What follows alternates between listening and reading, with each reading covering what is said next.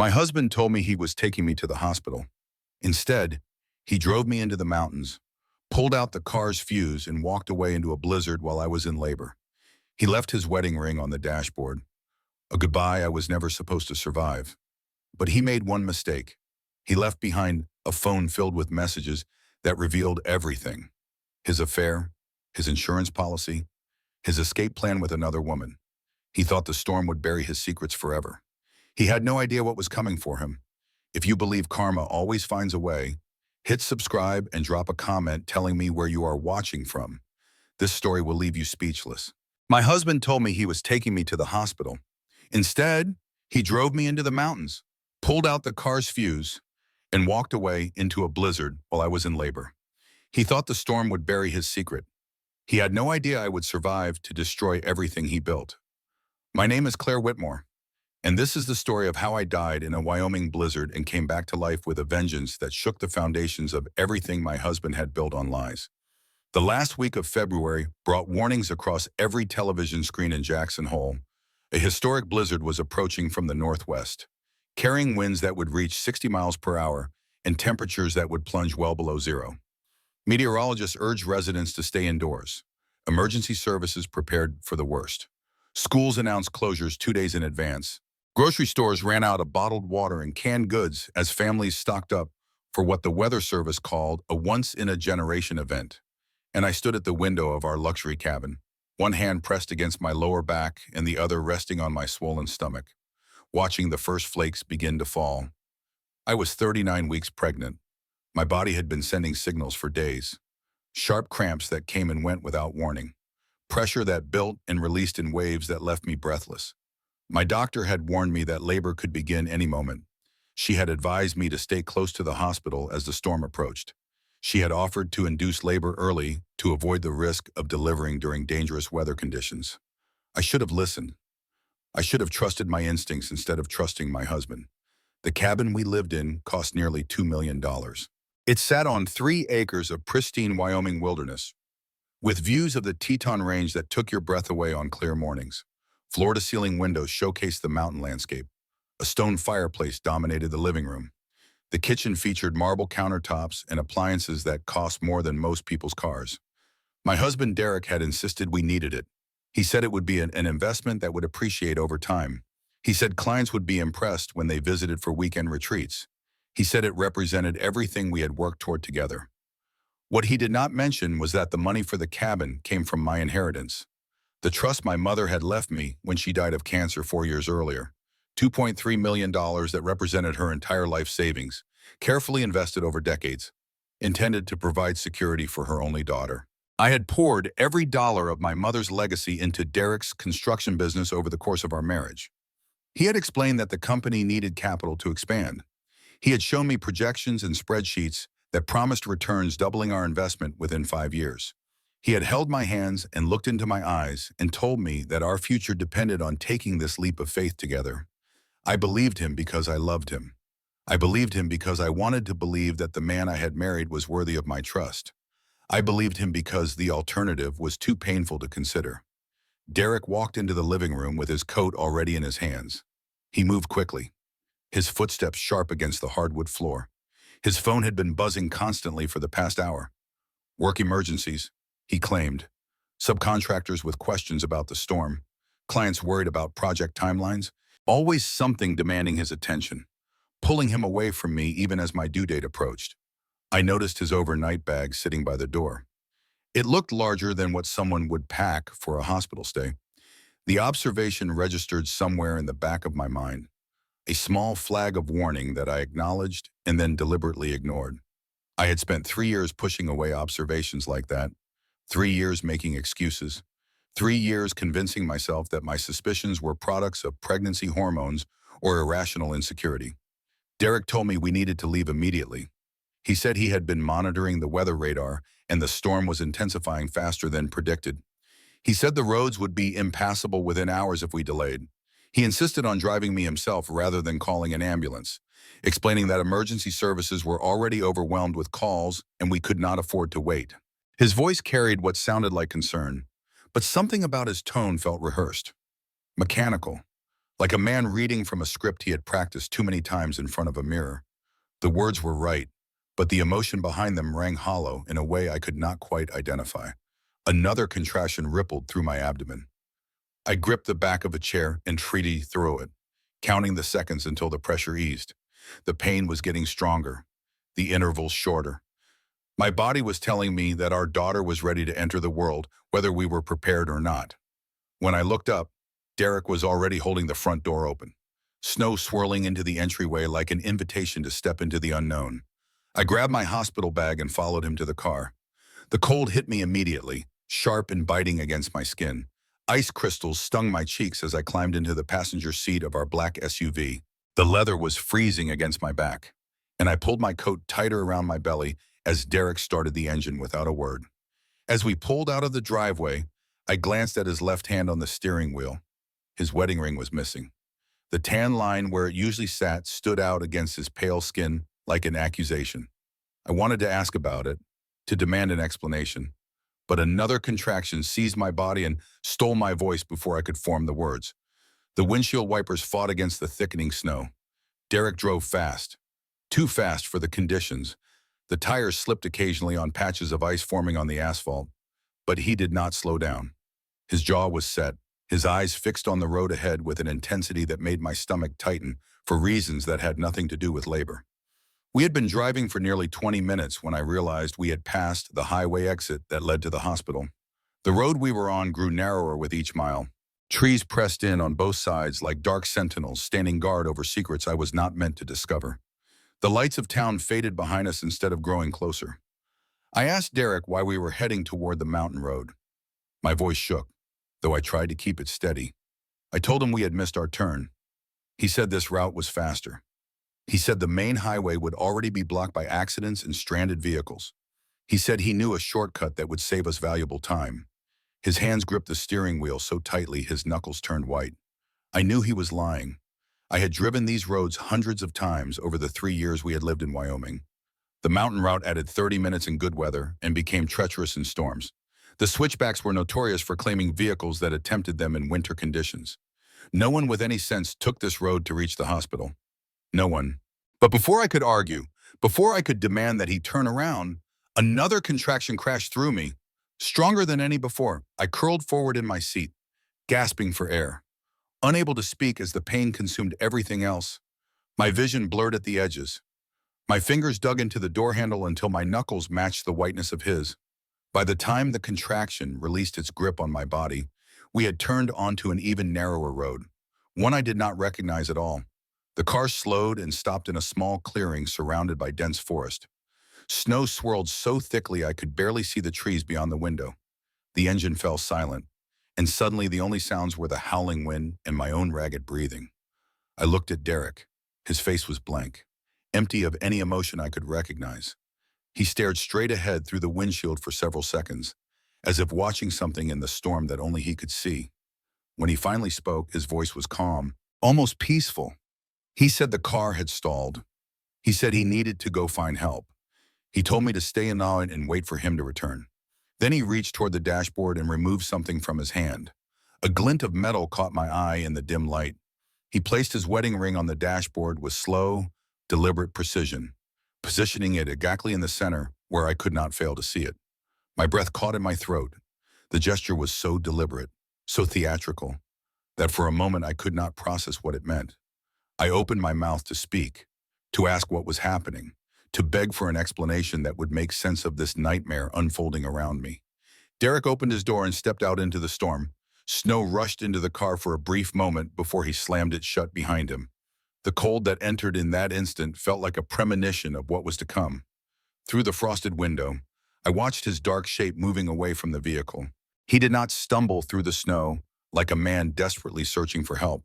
He did not look back to check on his pregnant wife. He walked with purpose and confidence, following what looked like a familiar path between the trees, a path he had walked before, a path he had planned. He never looked back. Not once, and within moments, the storm swallowed him whole, leaving me alone in a disabled car with a baby fighting to be born. The cold crept into the car within minutes of Derek's departure. Without the heater running, The temperature dropped so quickly I could see my breath forming clouds in front of my face. Each exhale created a small fog that dissipated into the freezing air. I pulled my coat tighter around my body and tried to steady my racing heart. I reached for the ignition and pressed the button. Nothing happened. The dashboard remained dark. No lights, no sounds, no response at all. I pressed it again, then a third time, my fingers trembling with growing panic. The engine was completely dead. My mind raced through possibilities. Cars did not simply stop working like this.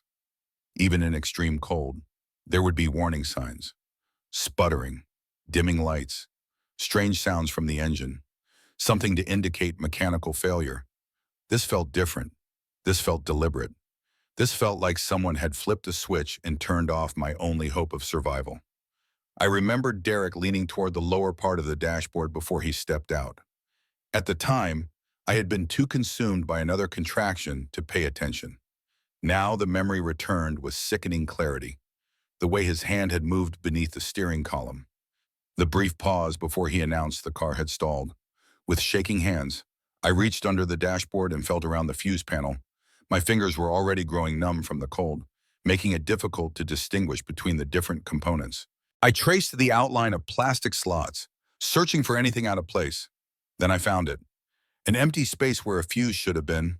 The piece that controlled the ignition system was missing, pulled out cleanly, professionally, by someone who knew exactly what they were doing.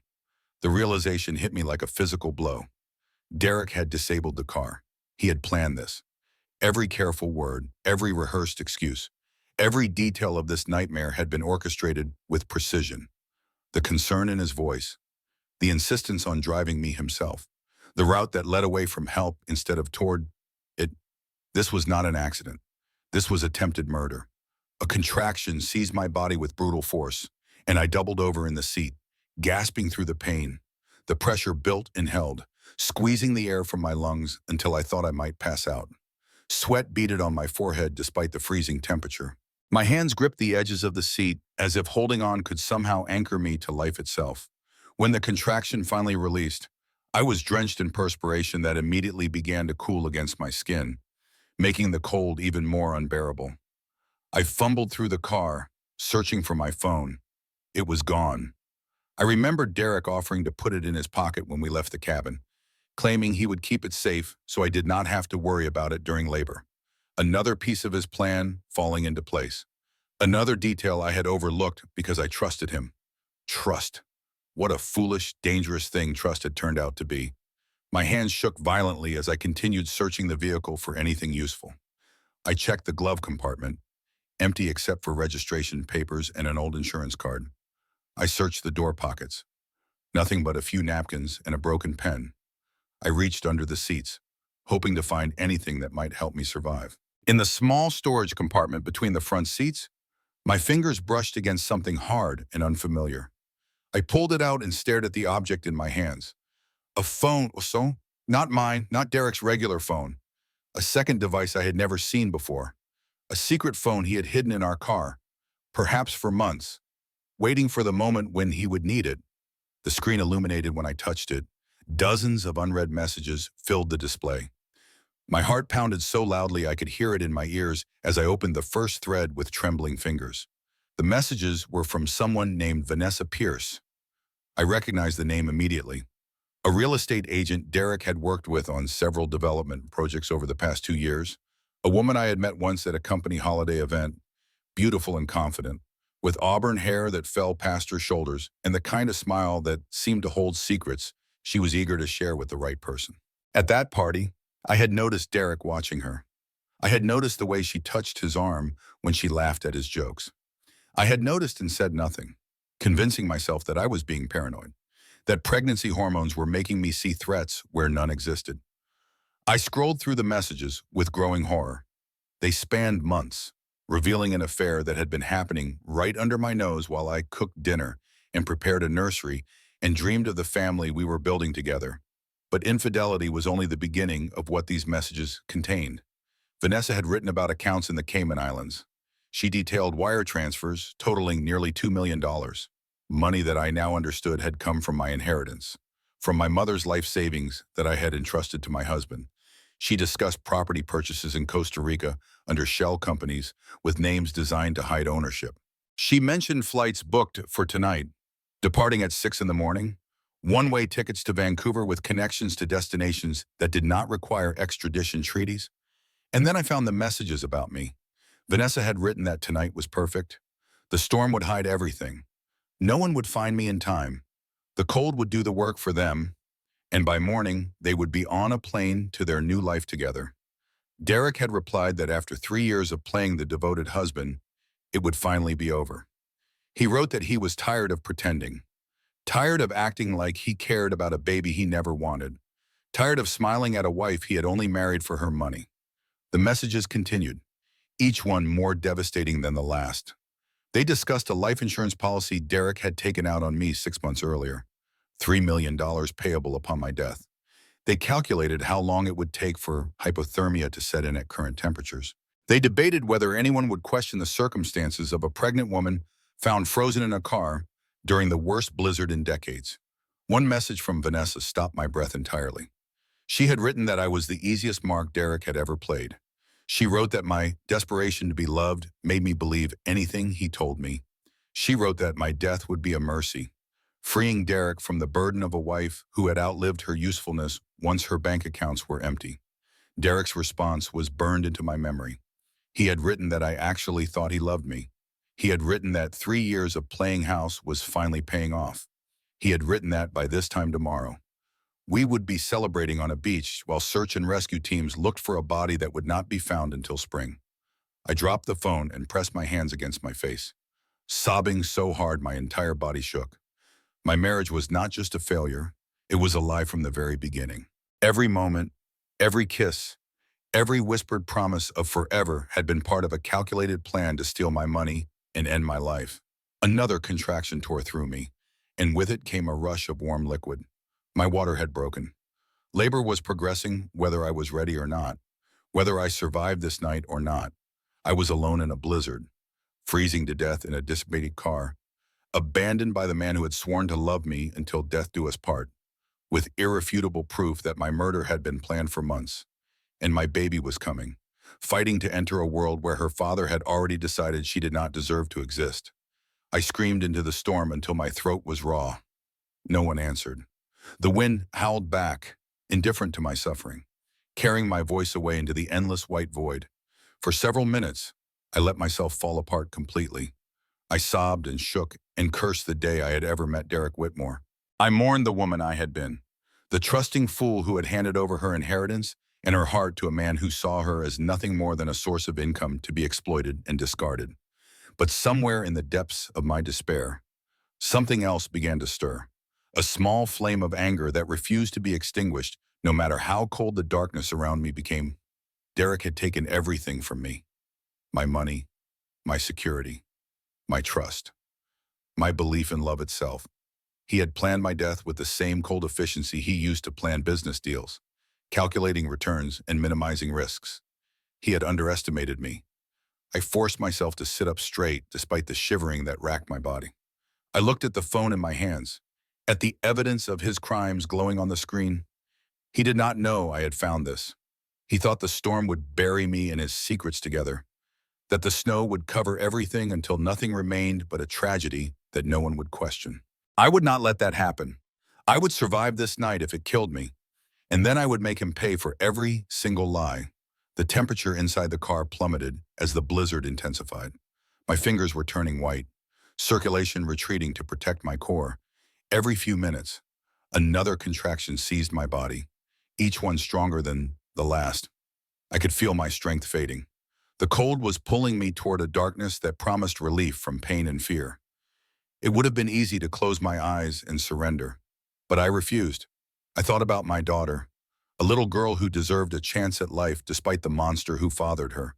I thought about Derek collecting his insurance money, laughing on a tropical beach while search teams looked for my frozen body.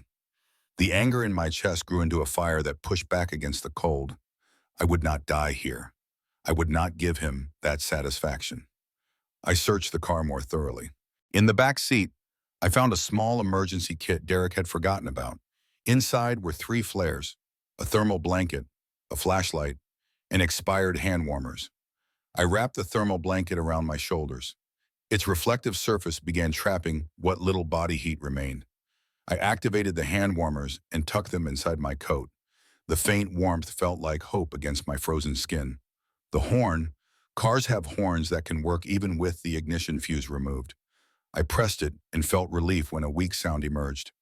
The battery was not completely dead. I began pressing in patterns. 3 short blasts, 3 long, 3 short. SOS. The universal distress signal. I repeated it over and over, pausing only when contractions forced me to curl forward and breathe through the pain. When the horn finally died, I turned to other options. I took my coat and forced open the door against the howling wind. The cold hit me like an assault, driving ice into my skin. But I pushed through. I climbed onto the hood and wedged my coat under the windshield wiper where it might be visible. A splash of color against the white landscape. A beacon saying someone was here. Someone needed help. The effort cost me dearly. By the time I crawled back inside, I was shaking violently. Another contraction struck, and I curled into a ball, tears freezing on my cheeks. Time lost meaning. Minutes felt like hours.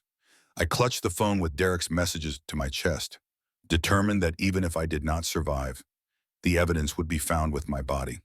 I talked to my daughter. I told her about her grandmother, who had been kind and strong until cancer took her. I told her that if we survived, I would spend every day making sure she knew she was loved. I do not know how long he had been there when I heard it. At first, I thought I was hallucinating. The rumble of an engine, headlights cutting through the swirling snow.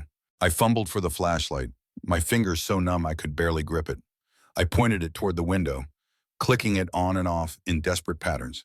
The vehicle stopped. A door opened. Footsteps crunched through snow until a dark shape appeared at my window. A weathered face peered through the frosted glass. A man, older, with eyes that held genuine concern.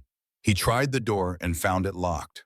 Without hesitation, he drove his elbow through the window near the frame. Glass shattered inward, and with it came the first words of hope I had heard in what felt like forever. His voice was gruff but gentle. He said his name was Marcus Caldwell. He asked if I could hear him. I managed to nod. He unlocked the door and assessed my condition. His expression shifted when he realized I was in labor. He wasted no time. He pulled off his heavy coat and wrapped it around me, then slid his arms beneath my body and lifted me from the seat. Marcus carried me through the blizzard toward his truck, shielding my face from the driving snow. Each step brought us closer to warmth, closer to the chance I had almost stopped believing was possible. As he settled me into the passenger seat and turned the heater to full blast, I pressed the phone into his hands. My voice was barely audible. I told him it was evidence.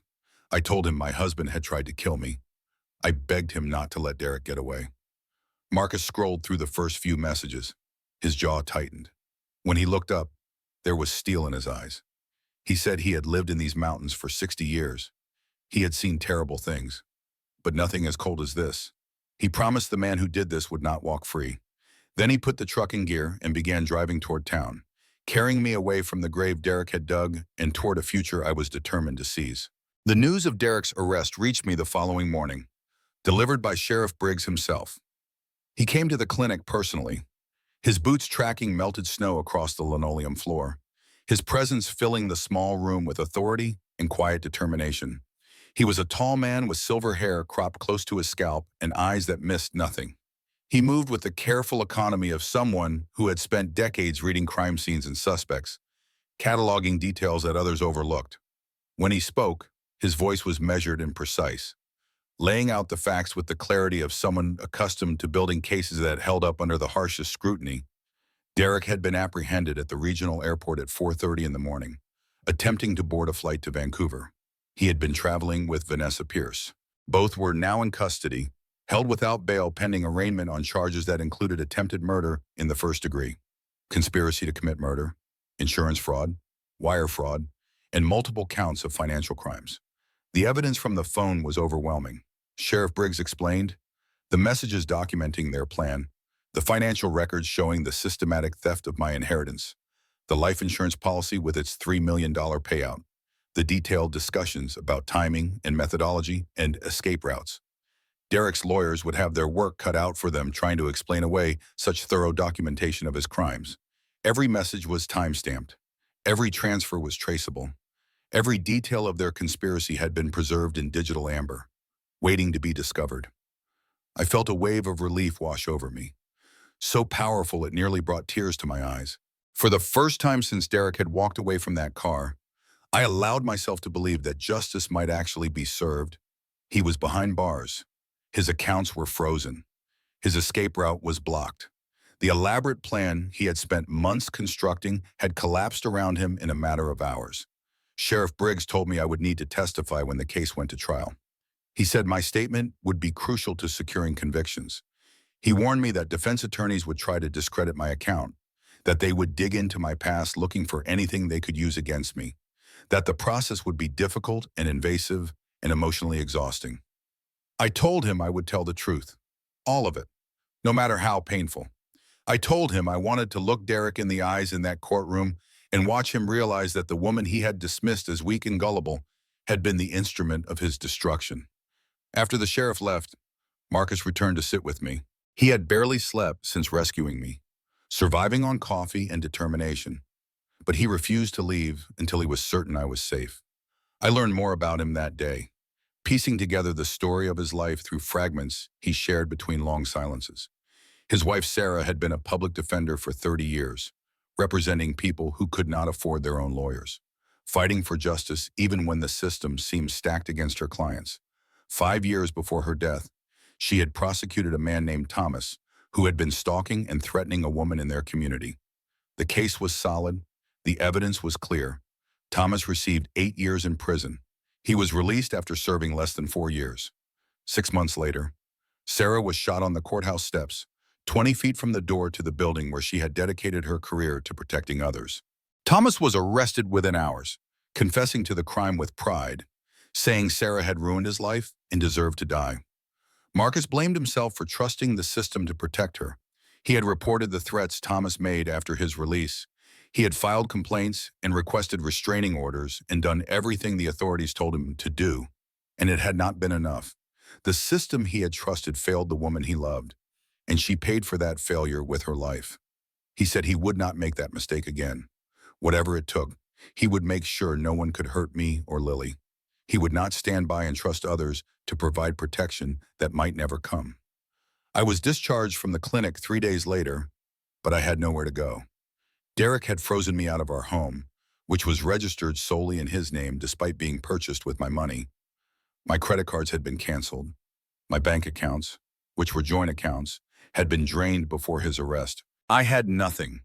The woman who had once been worth over $2 million was now homeless with a newborn baby, dependent on the kindness of a stranger who had pulled her from a frozen grave.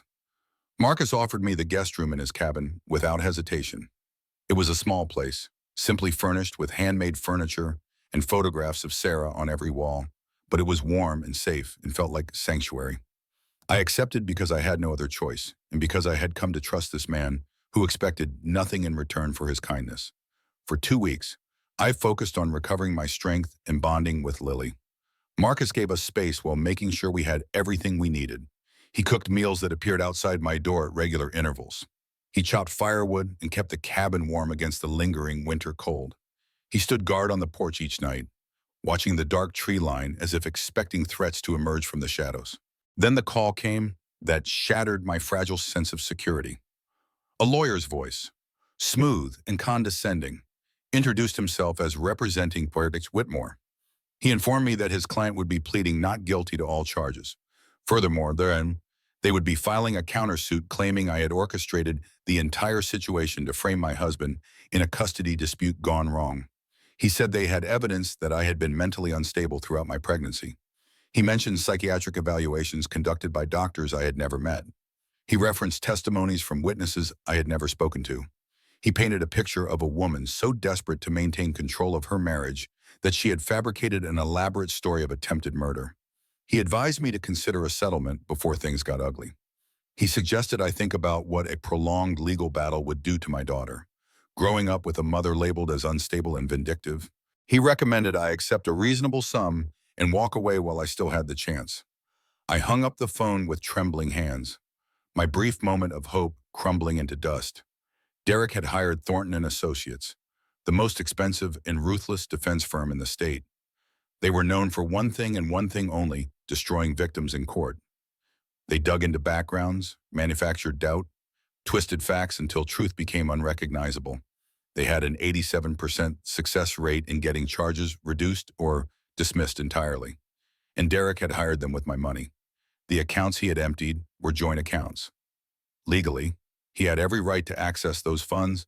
Even if morally he had stolen every cent, the money my mother had left me, the inheritance she had worked her entire life to build, was now being used to attack me in court.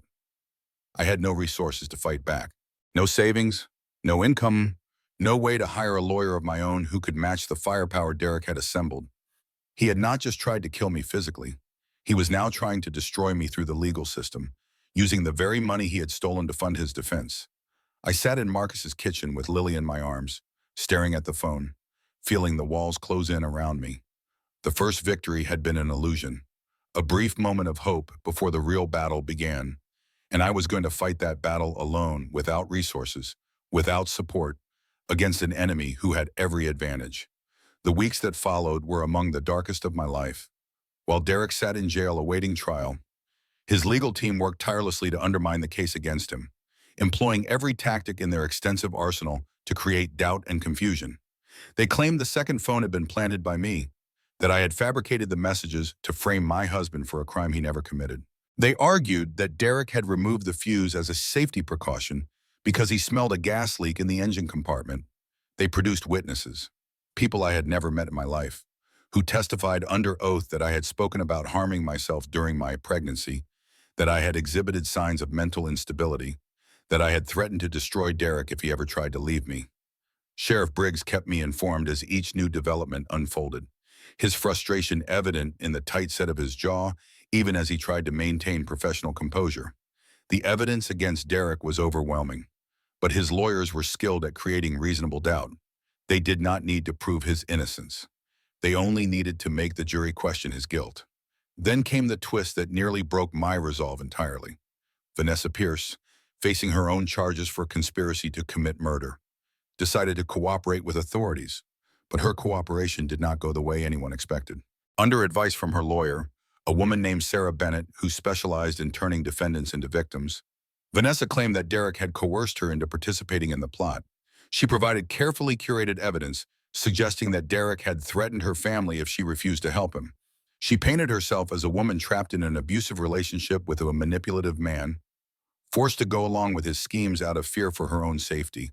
Her testimony repositioned her as a victim rather than a co-conspirator. And paradoxically, it helped Derek's defense team argue that he was a master manipulator who had fooled everyone around him. If he could manipulate his mistress into participating in a murder plot against her will, couldn't he have manipulated his wife into believing she was in danger when she was actually so? The prosecution's case, which had seemed airtight just weeks before, began to show cracks. Jury consultants warned that Vanessa's testimony created sympathy that might extend to Derek himself. The narrative was shifting from cold-blooded attempted murder to complicated relationship dynamics that could be interpreted multiple ways. Through all of this, I clung to one piece of hope. A forensic accountant named Thomas Fletcher had agreed to review Derek's financial records pro bono. He was a quiet man with wire-rimmed glasses and an obsessive attention to detail, recommended by Sheriff Briggs from his old contacts in the Denver District Attorney's Office. For 2 weeks upon Pengon, Thomas worked around the clock, tracing transactions through multiple banks and shell companies, reconstructing a financial trail that Derek had tried to bury under layers of corporate complexity. Then he found something crucial. On the night Derek abandoned me, he had made a wire transfer from a coffee shop located 3 miles from the mountain road where he left me to die. The timestamp on the transaction was 37 minutes after he claimed to have left the car to search for help. The transfer proved he was never looking for help, while I froze in that car, fighting to survive, praying for rescue that might never come. Derek had been sitting in a warm coffee shop with a cup of hot chocolate, completing the theft of my inheritance with a few taps on his phone. I thought this evidence would end the fight, irrefutable proof that his story was a lie.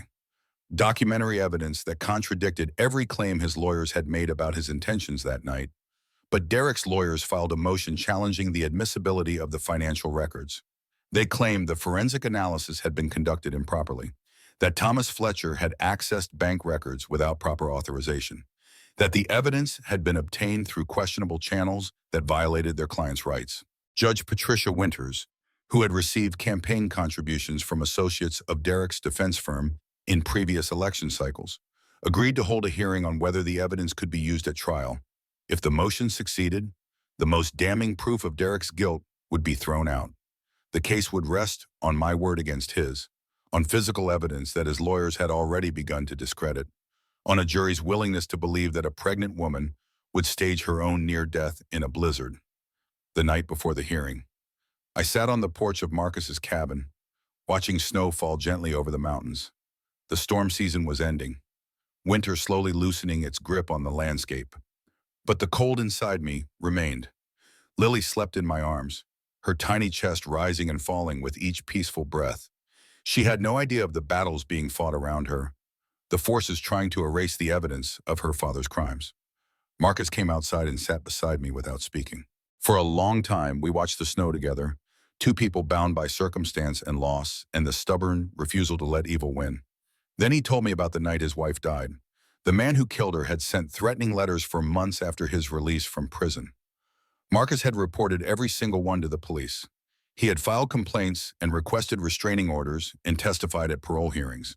He had done everything the authorities told him to do, trusted the system to handle the threat.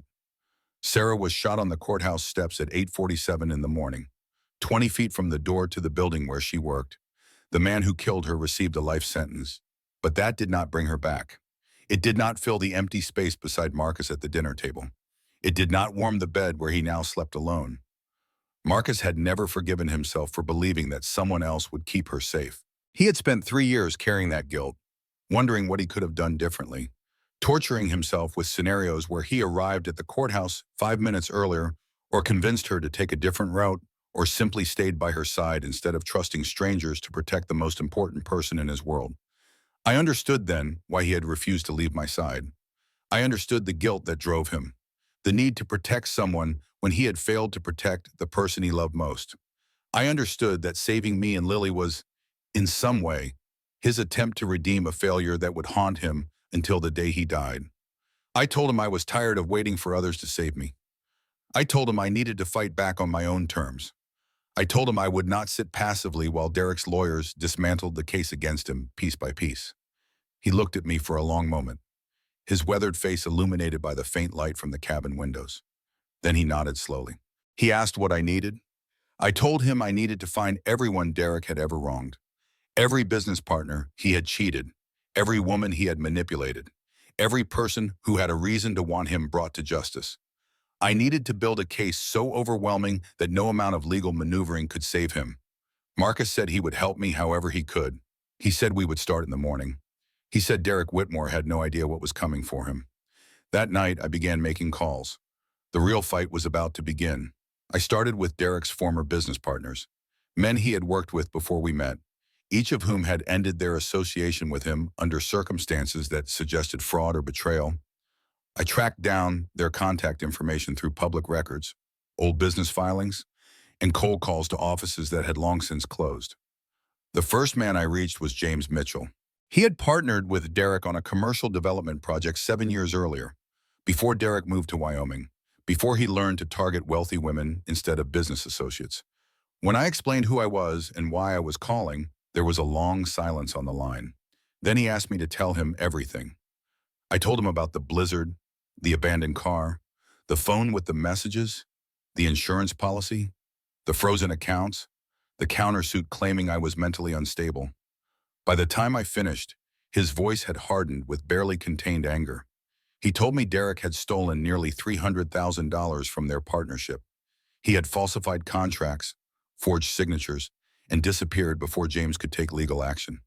The experience had nearly bankrupted James, forcing him to sell his home and declare personal bankruptcy to cover the debts Derek had created in his name. He had never been able to prove the fraud conclusively, but he had always known the truth. James agreed to provide a sworn statement. More importantly, he connected me with the other two former partners, who had similar stories of manipulation and theft. One had lost his retirement savings. Another had watched his marriage collapse under the strain of financial ruin Derek had caused. Next, I reached out to women Derek had dated before me. This was harder. These women had no reason to trust a stranger calling about their ex-boyfriend. Most hung up immediately, unwilling to revisit painful memories. But three agreed to speak with me, and their stories painted a chilling picture. Each of them had been financially comfortable when they met Derek.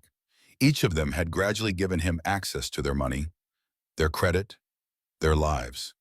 And each of them had been left devastated when he moved on, poorer and confused about how everything had gone so wrong. One woman, Rachel Montgomery, told me Derek had proposed to her after 6 months of dating. She had given him $50,000 for a business opportunity that turned out to be completely fabricated. When she confronted him with evidence of the fraud, he had calmly explained that she had misunderstood, that the money was a gift, that she was being paranoid and controlling and needed professional help. She said she had spent years believing she was the problem. Hearing my story made her realize she had been a victim of the same calculated cruelty, the same systematic manipulation that Derek had perfected over decades of practice. I compiled their statements and sent everything to Sheriff Briggs. The pattern of behavior stretched back over 10 years. Derek was not a man who had made a single mistake in judgment. He was a predator who targeted vulnerable women and systematically destroyed their lives, moving from victim to victim, perfecting his techniques with each conquest. But the most crucial discovery came from a source I had almost overlooked. In the early days of our relationship, before Derek had reason to be careful, he had set up a shared cloud account for storing photographs and documents. He used an old email address that I had helped him create, one associated with a domain that no longer existed. He had apparently forgotten I knew the password. On a hunch, I logged into the account and found a treasure trove of evidence that his lawyers knew nothing about. Every message from his secret phone had been automatically synced to the cloud. Financial documents showing the systematic theft of my inheritance were preserved in dated folders. Photographs of him and Vanessa together at locations I had never visited were cataloged by month. Records of the offshore accounts were organized with the meticulous care of someone who planned to access them later. Even drafts of the insurance application were saved, complete with handwritten notes about the payout timeline and the best way to avoid triggering fraud investigations. Derek had been so confident in his plan, so certain that I would die in that blizzard and take his secrets to the grave, that he had never bothered to delete his digital trail. His arrogance, the same arrogance that had allowed him to look me in the eyes and lie for 3 years, would be his undoing. I downloaded everything and made multiple copies. I sent one set to Sheriff Briggs, another to Thomas Fletcher for financial analysis, and kept a third in a secure location that only Marcus knew about. If anything happened to me, the evidence would survive. The hearing on the admissibility of evidence was scheduled for the following week.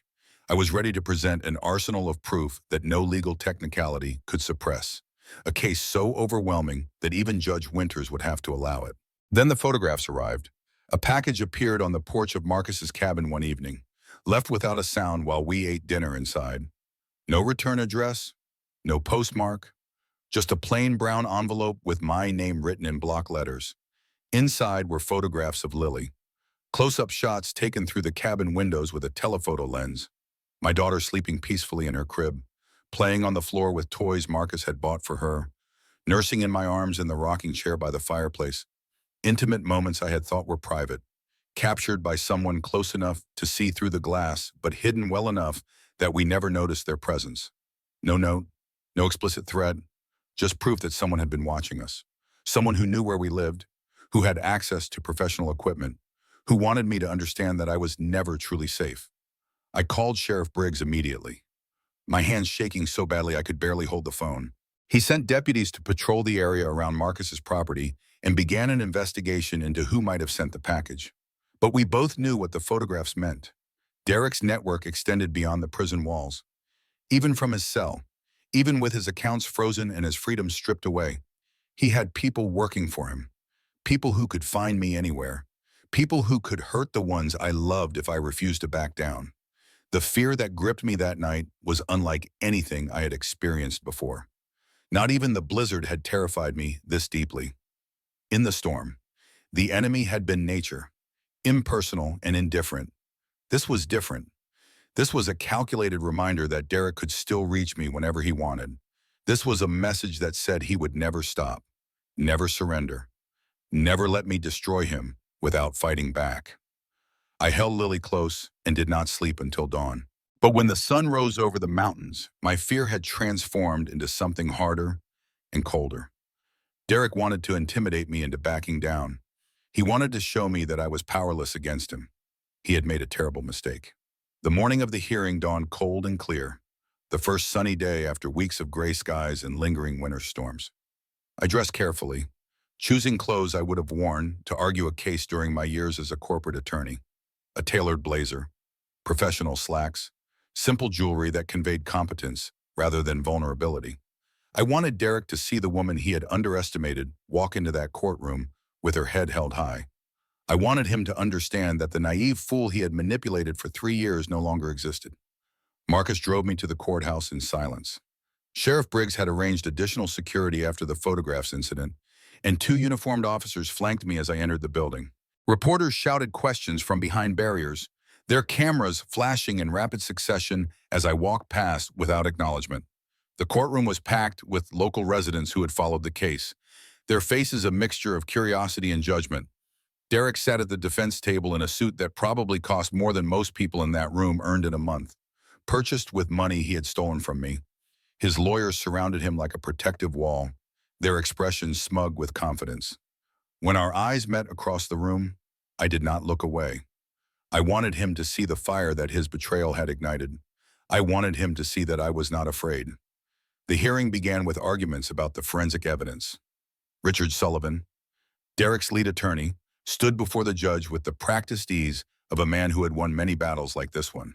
He argued that Thomas Fletcher's financial analysis had been conducted without proper authorization, that the records had been obtained through methods that violated his client's constitutional rights, that the evidence should be excluded as fruit of an improper investigation.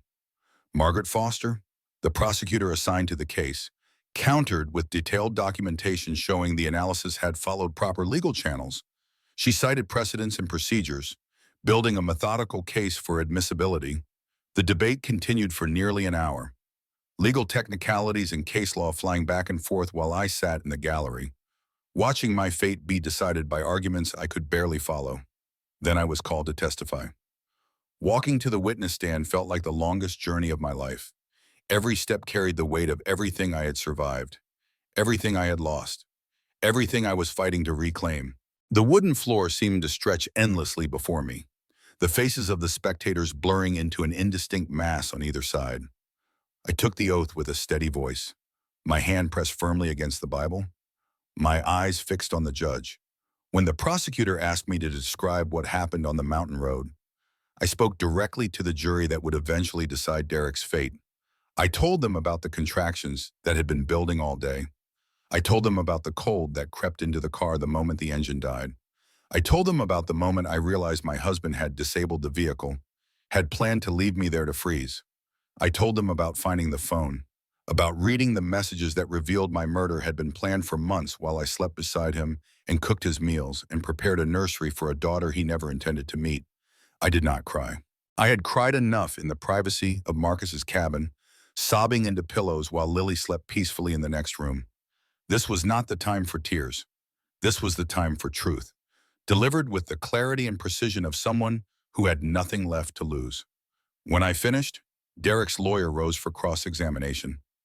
He asked whether I had a history of mental illness. I said no. He asked whether I had ever threatened to leave my husband. I said no. He asked whether I had access to my husband's private devices, implying that I might have planted the phone to frame him. I looked at him calmly, refusing to be intimidated by his aggressive tone, and explained the cloud backup. I told him that Derek had created an account using an email address I helped him set up in the early days of our relationship. I explained that he had synced his messages to that account without realizing I still had access. I explained that everything on his secret phone had been automatically preserved on a server he apparently forgot existed. Richard Sullivan's face went pale. He turned to Derek, whose expression had shifted from smug confidence to barely concealed panic. They had not known about the cloud evidence. They had prepared their defense around the assumption that I had no way to verify the authenticity of the messages on the phone.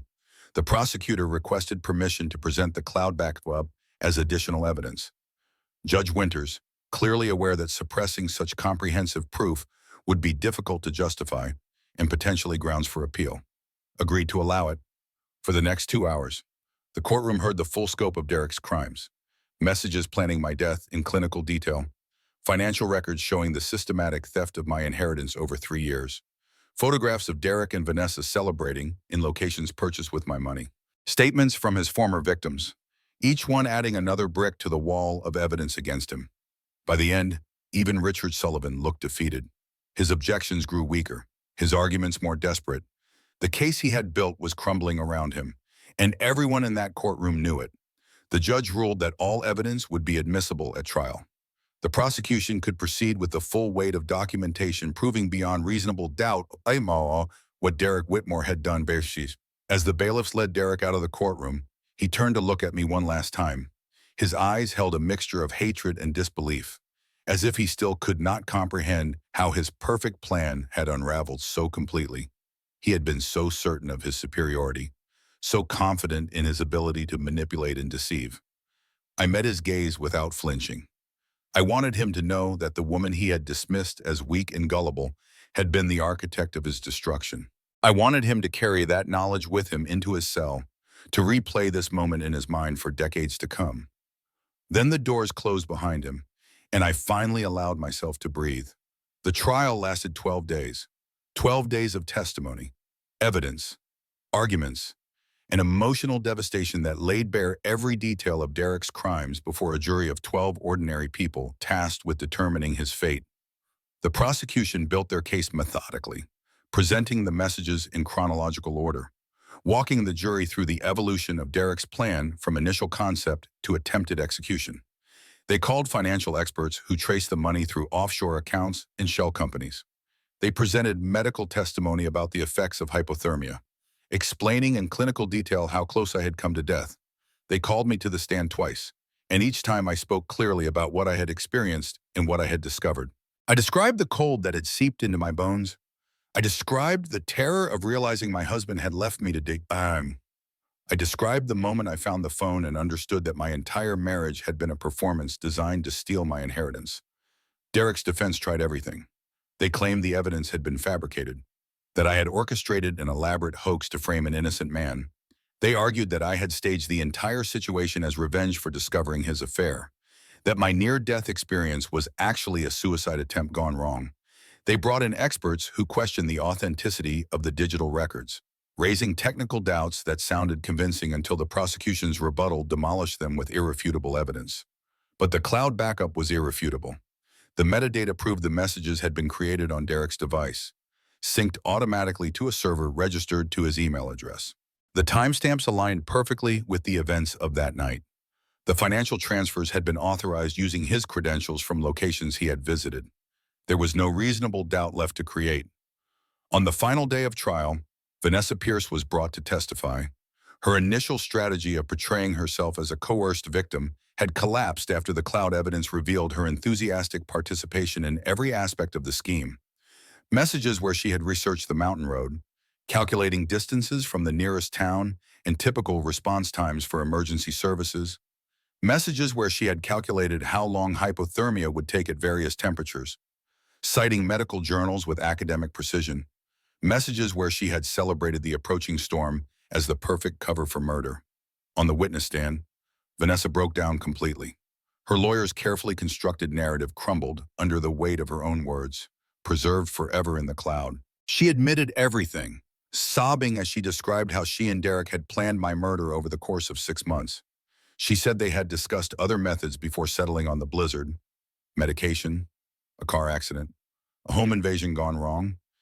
She said Derek had practiced removing the fuse so he could do it quickly without me noticing. When she was done, the courtroom sat in stunned silence. Even the judge looked shaken by the cold-blooded nature of what had been planned. This was not a crime of passion or a moment of weakness. This was calculated execution, discussed over dinners and planned during romantic getaways, treated as casually as planning a vacation. The jury deliberated for less than 4 hours. When they returned, I sat in the front row with Lily in my arms and Marcus beside me. His hand rested on my shoulder, a steady presence that had carried me through the darkest months of my life. The foreman stood, a middle-aged woman with gray hair and kind eyes, and read the verdicts one by one. Attempted murder in the first degree. Guilty. Conspiracy to commit murder. Guilty. Insurance fraud. Guilty. Wire fraud. Guilty. Financial crimes. Guilty. Each word landed like a hammer blow, driving another nail into the coffin of Derek's carefully constructed life. He sat motionless at the defense table, his face drained of color, his expensive lawyer silent beside him. Judge Winters called a recess before sentencing. When court reconvened an hour later, she addressed Derek directly. Her voice was cold with controlled fury that seemed to radiate from the bench like heat from a fire. She said she had presided over many cases in her 23 years on the bench. She had seen violence born of passion, crimes committed in moments of weakness, acts of desperation that ruined lives.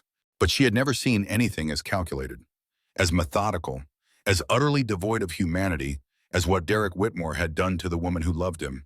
She sentenced him to 43 years in federal prison. Derek showed no reaction when the number was announced, but as the bailiffs moved to take him away, something seemed to break inside him. His shoulders slumped, his head dropped. The mask of confidence he had worn throughout the trial finally cracked, revealing the frightened man beneath. He had built his entire life on manipulation and lies, and now he was facing the consequence of every choice he had ever made. He would be 81 years old before he was eligible for parole. Assuming he lived that long, the future he had planned with Vanessa, the tropical beaches and stolen money and freedom from responsibility, had been replaced by decades in a concrete cell.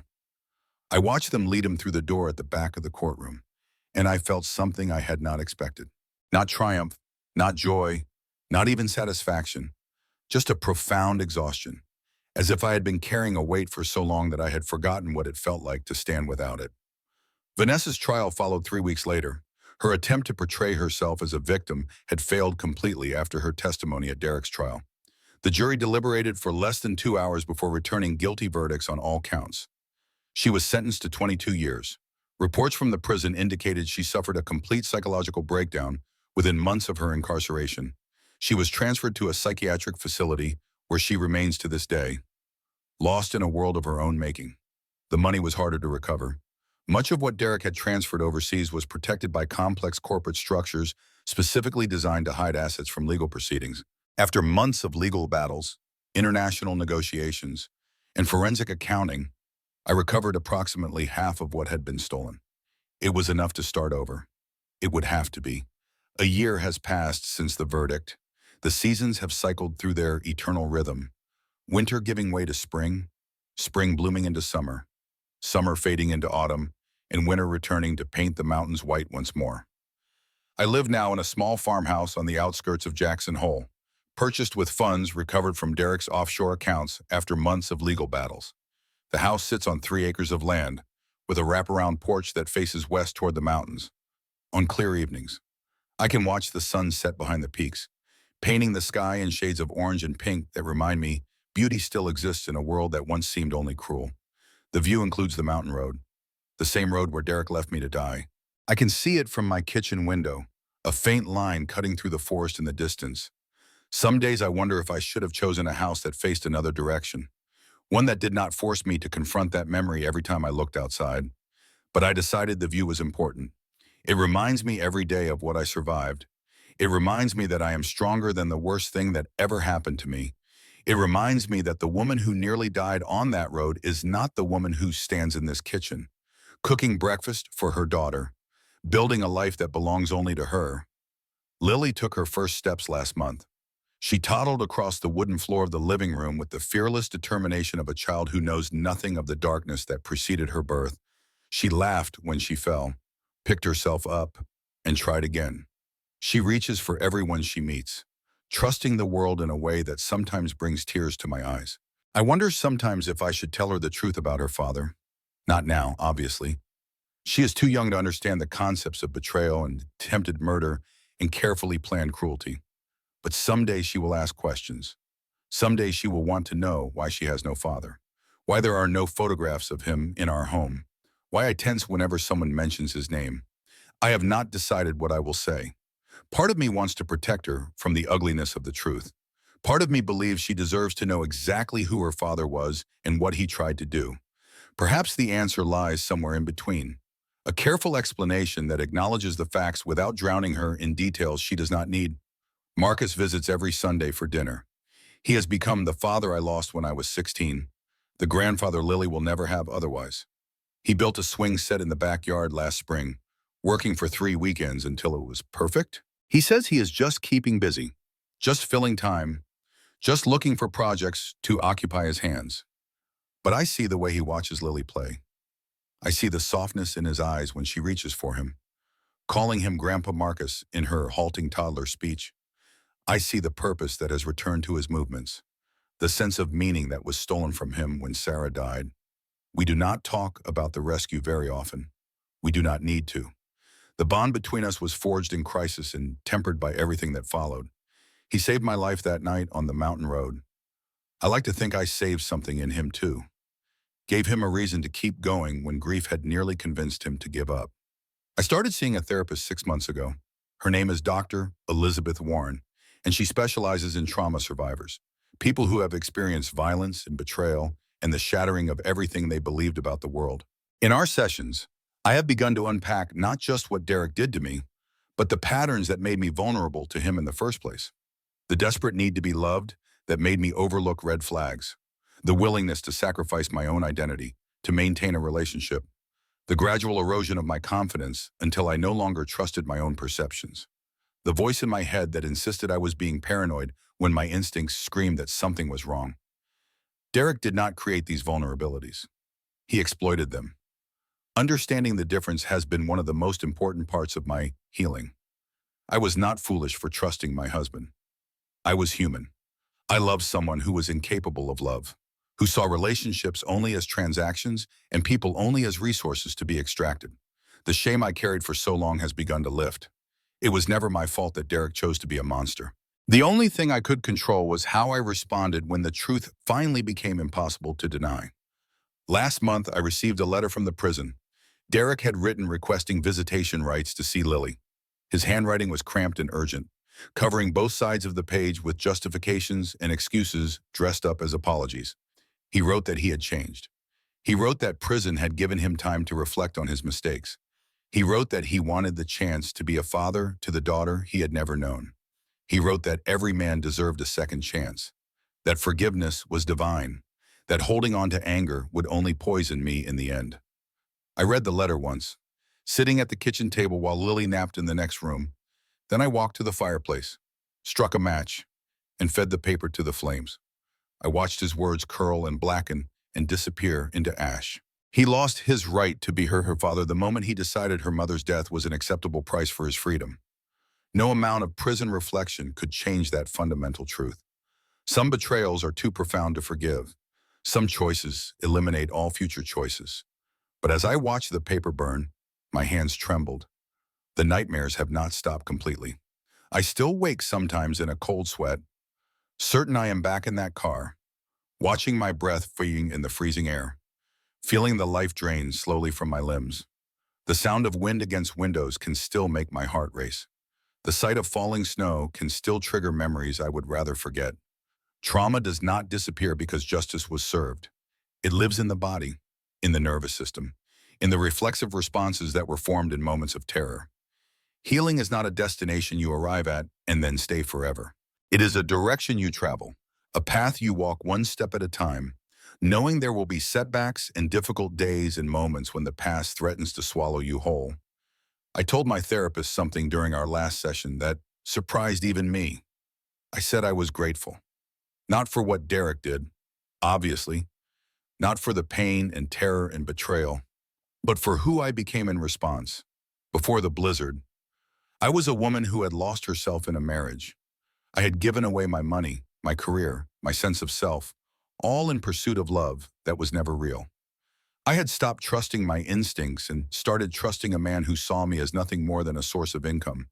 I had become so small, so diminished, that I barely recognized myself in the mirror. The woman who survived that night is different. She trusts herself. She fights for herself. She knows that her worth is not determined by anyone else's opinion or affection. She has learned that she is capable of surviving the unsurvivable, of rebuilding from ruins, of finding strength she never knew she possessed. Sometimes people ask me how I made it through. They want to know the secret to surviving something so devastating. They expect me to offer some profound wisdom, some magical insight that will help them face their own challenges. I tell them there is no secret. There is only the decision, made again and again in the darkest moments, to keep going, to take one more breath, to fight for one more minute, to refuse to let the people who hurt you determine whether you live or die. When I was freezing in that car, I made a choice. I chose to fight instead of surrender. I chose to believe I deserved to live. I chose to let my anger fuel my survival instead of letting my despair consume me. Every day since then has been another version of that same choice. Getting out of bed when depression whispered that the world would be better without me. Caring for Lily when exhaustion insisted I had nothing left to give. Walking into that courtroom when fear screamed that I should run and hide and never face Derek again. The choice to keep going is not made once. It is made thousands of times, in moments large and small. Whenever the darkness threatens to overwhelm the light, I stand on my porch now, watching the sun set over the mountains. The sky is painted in brilliant shades of orange and gold, the kind of display that makes you believe in something larger than yourself. Lily plays on the floor behind me, babbling happily at her toys, oblivious to the weight of the thoughts running through her mother's mind. The air is warm with the promise of summer. The trees are full and green. The world feels full of possibilities I could not have imagined it a year ago, when I lay frozen in a disabled car, convinced I was going to die. Derek thought the storm would bury me. He thought the cold would silence me forever. He thought he could walk away from his crimes and start fresh on some tropical beach with another woman's money in his pocket and my blood on his hands. He was wrong. I did not just survive. I rose. I fought. I reclaimed my voice and my story and my right to exist in this world. And when the time came, I used every weapon at my disposal to ensure he would never hurt anyone again. The storm did not bury me. I buried him. Not with violence, not with revenge, but with truth. And truth is the one thing men like Derek can never survive. My name is Claire Whitmore. I am a survivor. I am a mother. I am stronger than I ever knew I could be. And this is only the beginning.